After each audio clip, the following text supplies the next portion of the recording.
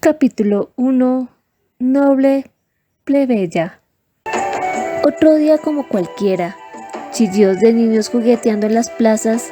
En cada esquina mujeres desdeñadas cotorreteando las últimas noticias de la semana. Siempre en la calle, otras vaciaban de unos pequeños cuencos la orina desechada de la noche anterior. Hombres dirigiéndose hacia sus detestables y mal pagados trabajos. Campesinos, mineros y artesanos dispuestos a empezar la otra faena del día. Otros abriendo sus locales en el mercado de víveres. Las pescaderías empezaban a esparcir un olor a pescado fresco, seguramente sacados del Sena esa misma mañana. Las carnicerías apestaban a sangre cuajada, cerrajerías, zapaterías, panaderías, en fin, un sinnúmero de lugares, todo con un único propósito. El calor se abatía como plomo derretido sobre la ciudad y un hedor maloliente se respiraba por igual bajo los puentes y en el palacio. Los carruajes de la nobleza se distinguían al paso sobre las calles. Toda actividad humana empezaba como de costumbre en ese lugar. Era 1750, cuando en París, la mayor ciudad de Francia, se aproximaba el inicio de la Revolución Francesa, incitando a algunos habitantes, más jóvenes que adultos, no solo a protestar, sino a organizar verdaderos tumultos ante la idiosincrasia de la monarquía. Sin embargo, este hecho al rey no parecía afectar en absoluto. Lo único que se le ocurría hacer era mandar apresar a estas personas y que recibieran un castigo por ello. Más bien, les veía como una plaga insignificante de maleducados y mugrientos ineptos que no tienen nada que hacer más que meterse en lo que no les importaba. El rey ocupaba en el trono desde hacía 38 años y había rebasado ampliamente el punto culminante de su popularidad. Pobres infelices, ninguno va a sentir nunca lo que es ser de la alta sociedad, ni mucho menos ser el rey, pensó el rey con una sonrisa de maldad incrustada en su rostro mientras observaba por una pequeña ventana de su dormitorio hacia la plaza central, donde se amontonaba la gente para poder protestar. Van a morir como ratas, como lo que son. Mientras tanto, no muy lejos de allí, en uno de los lugares más pobres donde la gente vivía tan apiñada y las casas estaban tan juntas una de la otra, vivía Alain Bossuet, una joven de 16 años, con su cabello rubio y largo, con unos increíbles ojos verdes azulados heredados por su padre Terrier Bossuet, quien murió al tener ella 5 años de edad. Terrier era un gran pescador y le gustaba llevar a su hija con él casi siempre. Alain era una niña muy inteligente y le era fácil aprender de su padre. Le encantaba verlo concentrado en su tarea mientras esperaban a que surgiera de las aguas los preciados peces ensanchados en las redes. Sin embargo, una de esas tantas veces que acompañaba a su padre, mientras hacía su ritual de todos los días, cuando Terrier se proponía lanzar las redes, este perdió el equilibrio y cayó al agua. Elaine no sabía si seguirlo o esperar a que saliera. Estaba desesperada. No podía creer lo que pasaba. Era como una pesadilla. No sabía nadar, era demasiado pequeña y todavía, y aún así, sabía que su padre estaba en problemas. Pero tenía la esperanza de verlo saliendo del agua y sonriéndole como lo hacía siempre. Pero no fue así. Nunca más lo vio salir. Desde entonces Alain vivía con su madre, Marie Perdue, y su hermana de 11 años, Annabella.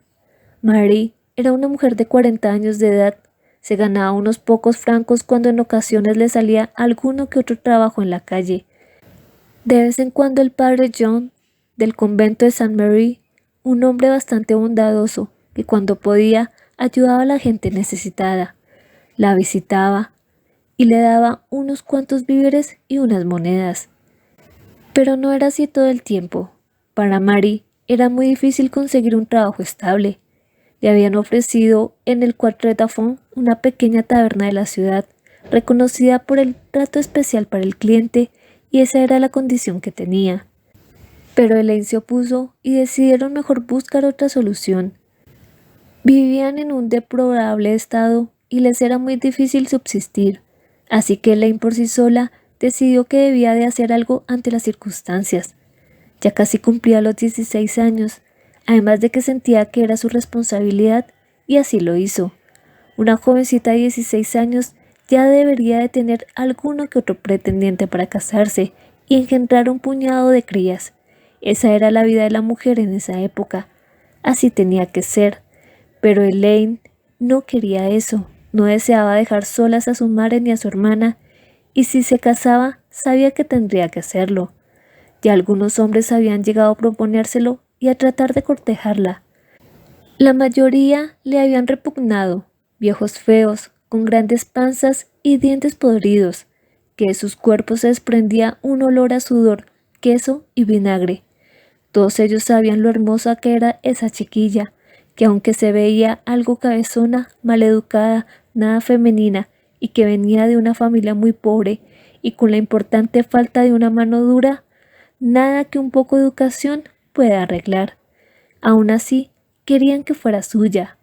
Ella hacía todo lo posible por despedir a todo aquel que llegara con ese propósito, y así lo hacía siempre.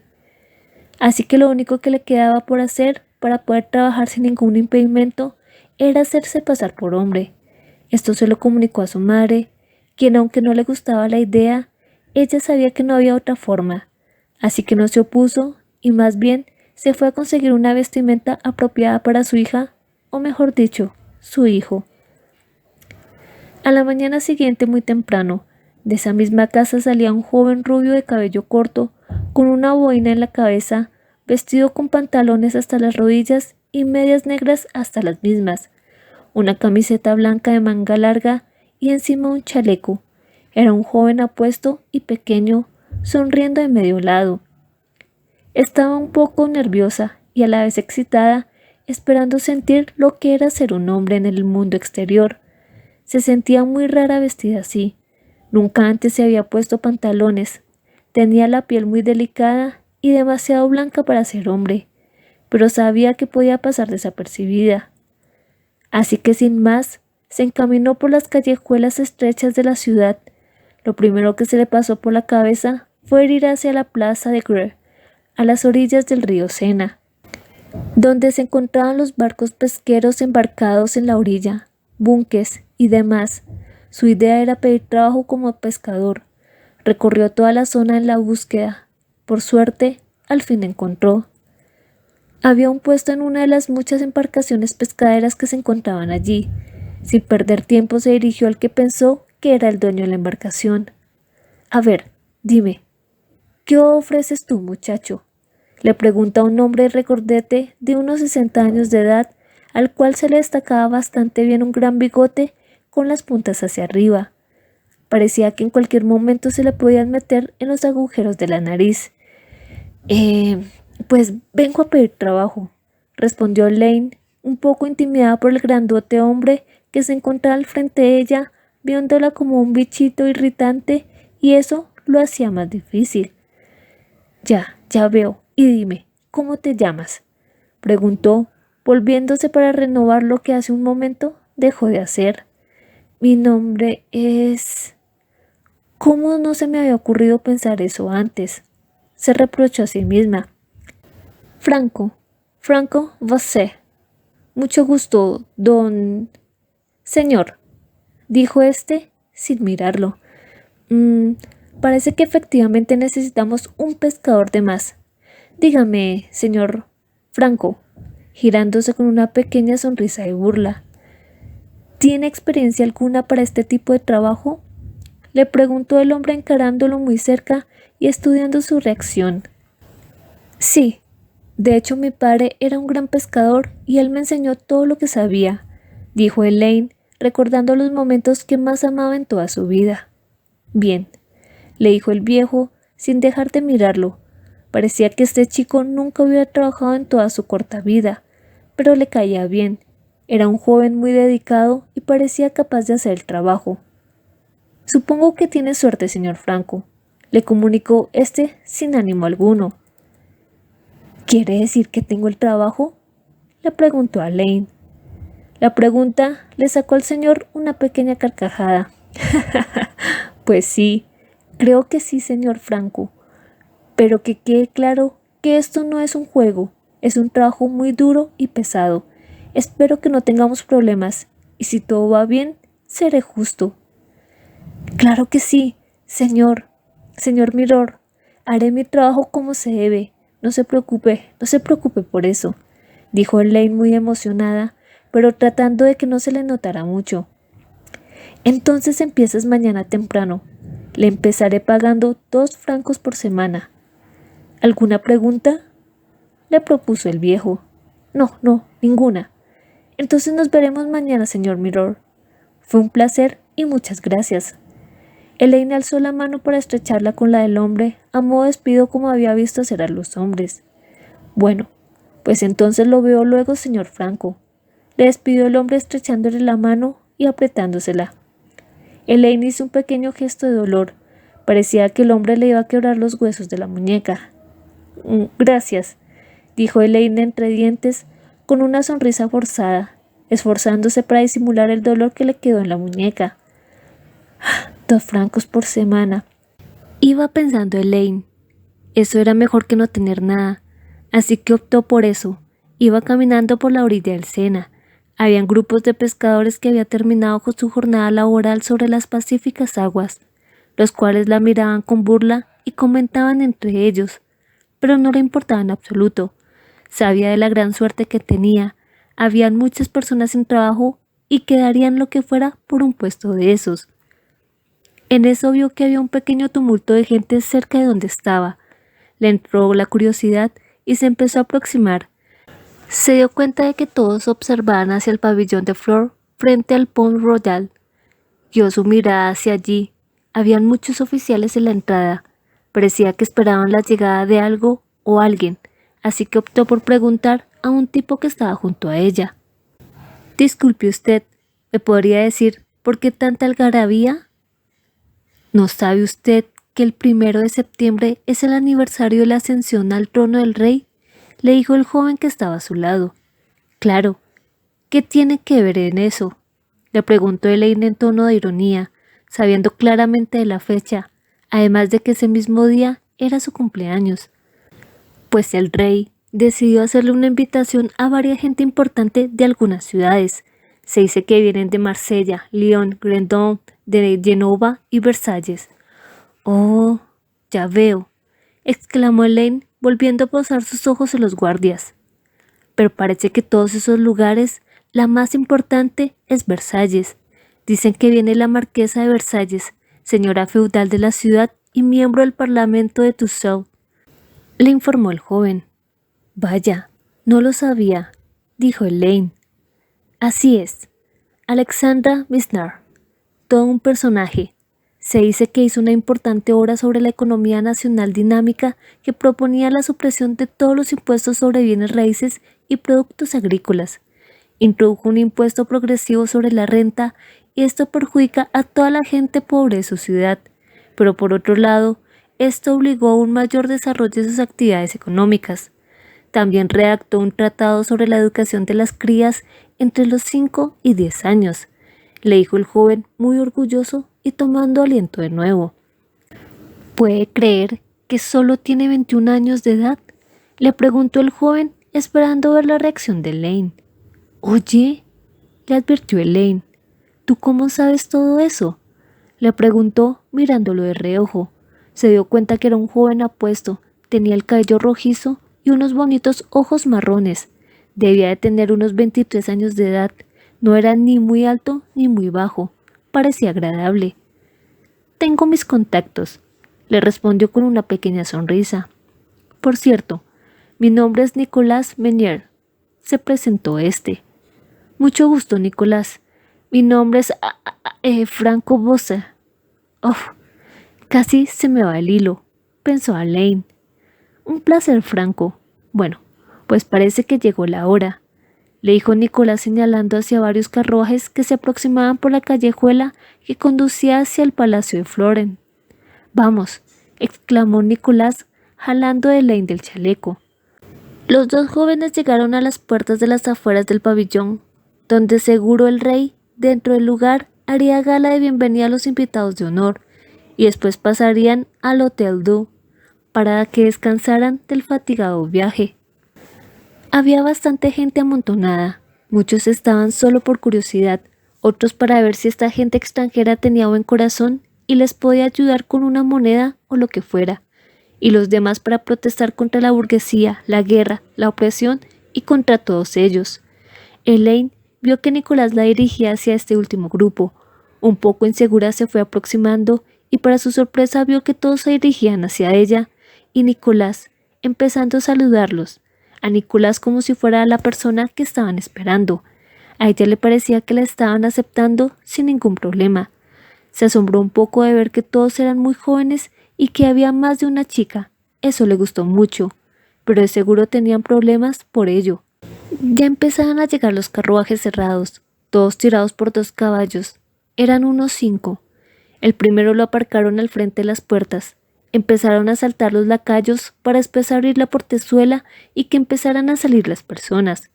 Primero salían los sirvientes, después la esposa o la concubina, y por último los grandes magnates y nobles caballeros, con sus respectivas y tediosas pelucas blancas. Así pasaron uno por uno.